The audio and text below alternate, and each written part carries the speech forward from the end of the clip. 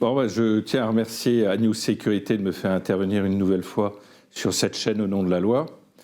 Et aujourd'hui, je voudrais parler d'un point d'expérience que j'ai tiré de plusieurs de mes dossiers. Alors, vous savez que le CNAPS a un droit de contrôle sur les sociétés de sécurité privée, et c'est tout à fait normal qu'il y ait cet encadrement, cette réglementation.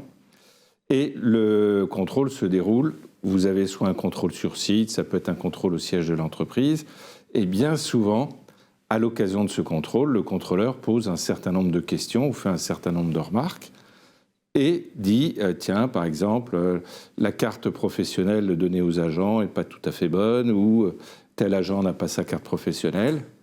Et puis, pour avoir le rapport de contrôle et les propositions de sanctions, il va s'écouler un très long délai, parfois 6 mois, là dans un dossier récent c'est même 1 an. Et je m'aperçois que les entreprises de sécurité ne tirent pas parti des questions posées par les contrôleurs.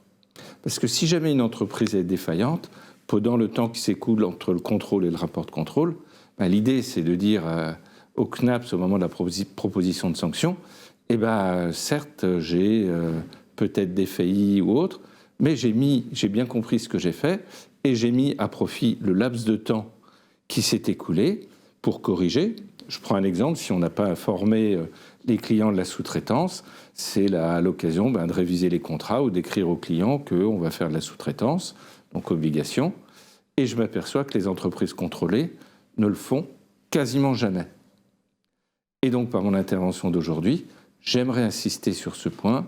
Le dirigeant contrôlé ou les personnes entendues par le CNAPS notent bien les questions, les mémorisent et doivent se dire qu'ai-je à changer dans mes pratiques pour utiliser cet argument en cas de défense au moment où les sanctions vont être prononcées.